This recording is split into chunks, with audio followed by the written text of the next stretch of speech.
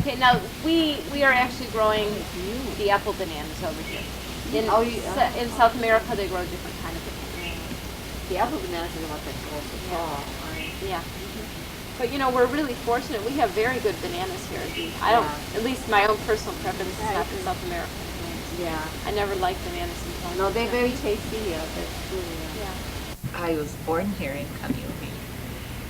Right at home, my father delivered me.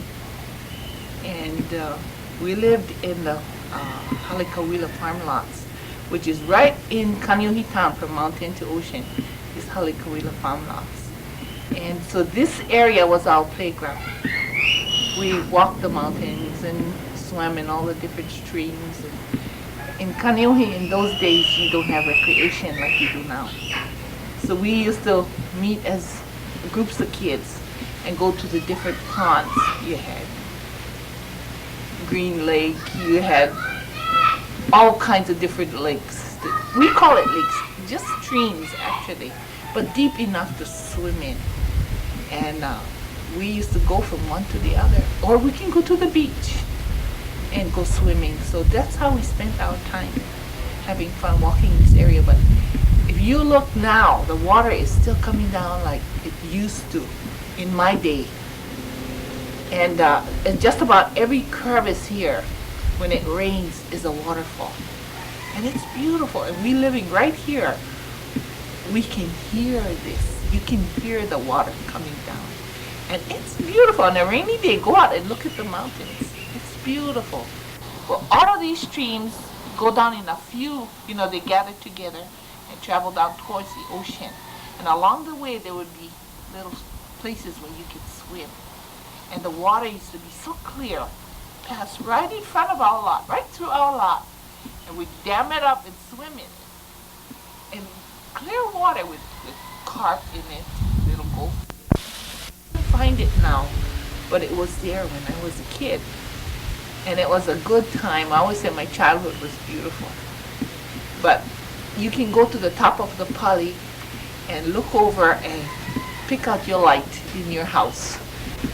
They had that few people here in Kaneohe, and everybody knew each other. Now it's totally different. You got so many houses, you don't know who the people are. And we never really thought that was bad because, people were moving in and everything was getting bigger and more interesting because there was more things to do. But now we're at a stage where we have our children, and our children have grown up. Ours were very fortunate to grow up here in Luluku, where we had space, because I was used to that. And my husband was used to that. And our children are lucky because they experienced a little bit of that.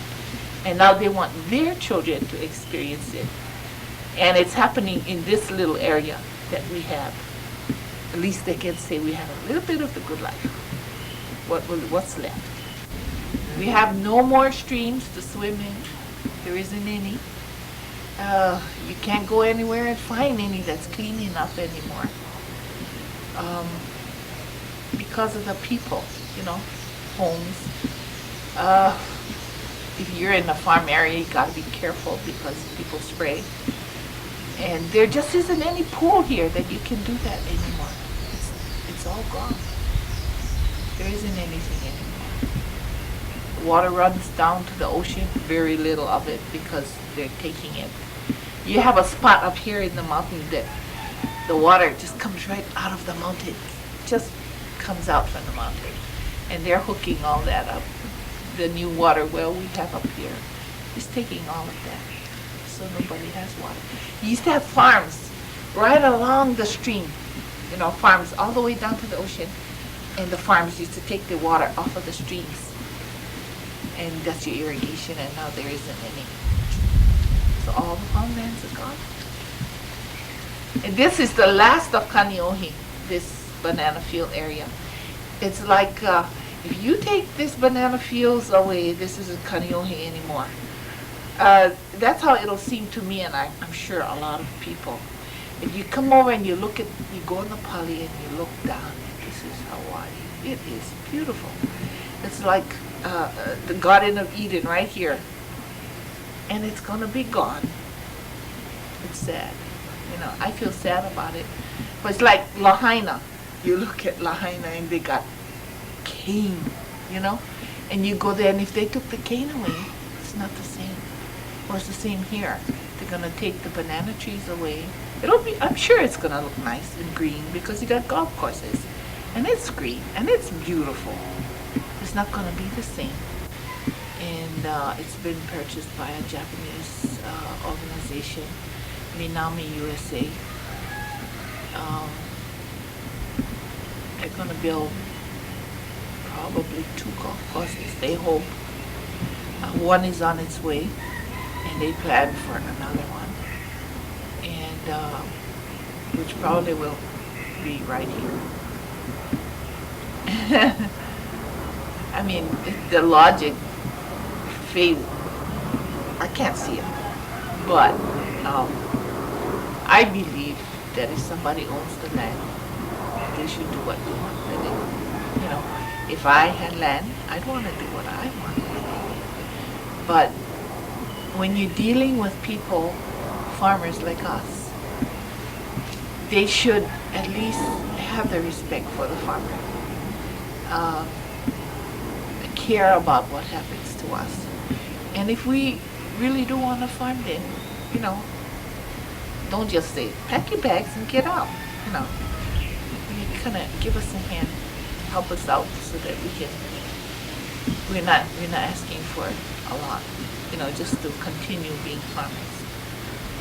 That's what we want to do. And right now, that's what it looks like. They're reaching in, talking, trying to help us out. So I hope it works out. Because here in Hawaii, the people really care about where their ancestors are. It's not something you can just say, there's a grave there, go dig it up, put it someplace else. And it doesn't work that way. The respect goes even after they're dead. And so we started logging graveyards and found out that a lot of the graveyards that you consider a big graveyard has no records. Someone never took care of it. So you have no records. So we would go in and go to each grave and log it. Some would have to take pictures of it, you know.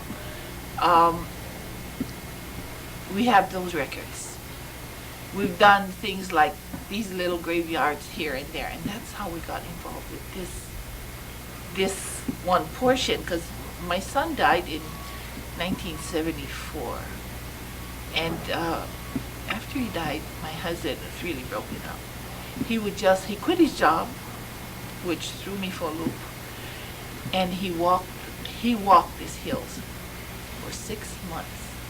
He would be gone all day, and I worried, but you know, you gotta let everybody grieve how they grieve. He would end up in this one spot where this heiau is and sit there and feel comforted. And he would come home and tell me of it and tell me what a good feeling there was there. And he could feel comforted in that area. And he would like, what are they going to do about it when they build a highway? I don't want to see it destroyed, you know? And he said, there are graves there. You can just see the graves. What's going to happen to that? And this is why we pursued it, to try to protect it.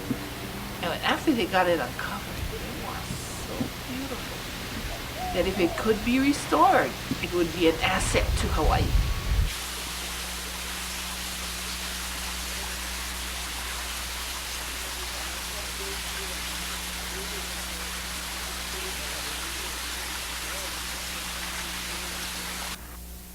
I understand it's a very important archaeological site. I mean, it's one of the, perhaps the most extensive terrace system on Oahu. I'm not really sure. Others would be more knowledgeable there, but because it is so extensive and such a significant site, we're really dismayed that the highway planning is really, it doesn't matter what the Department of Transportation says, they're really disrupting the site. they can say, well, move the interchange here, or we'll make this loop a little different here, or we'll do this or that. But in effect, they're really destroying most of the extensive site, which encompasses many, many, many acres and many little parts of sub-sites and so on.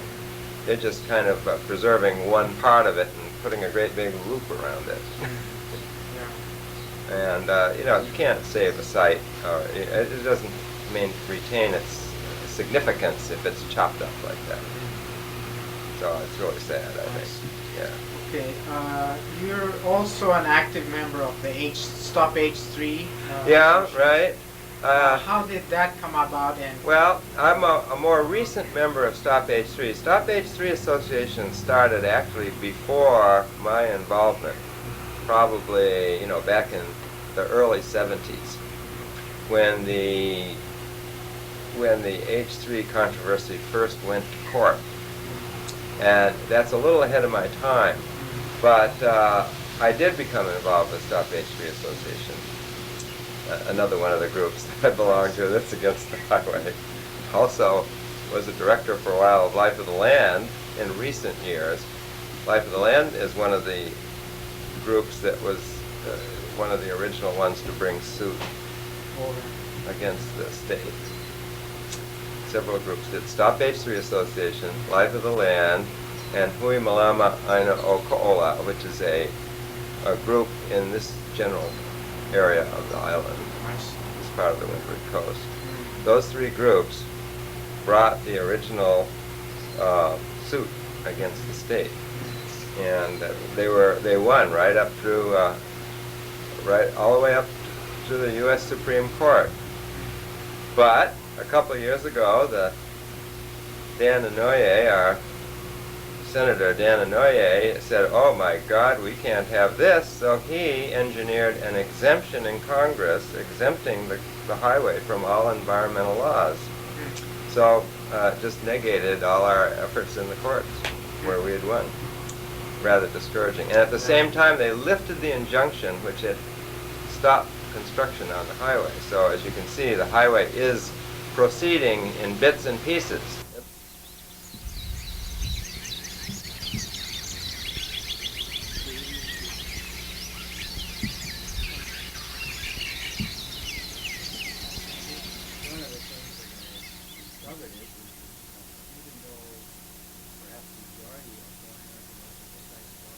Destroyed because our coastal developments are in exactly the same places where the ancient Hawaiian sites used to be, that we still have a lot of sites left, and some of them in remarkably excellent condition.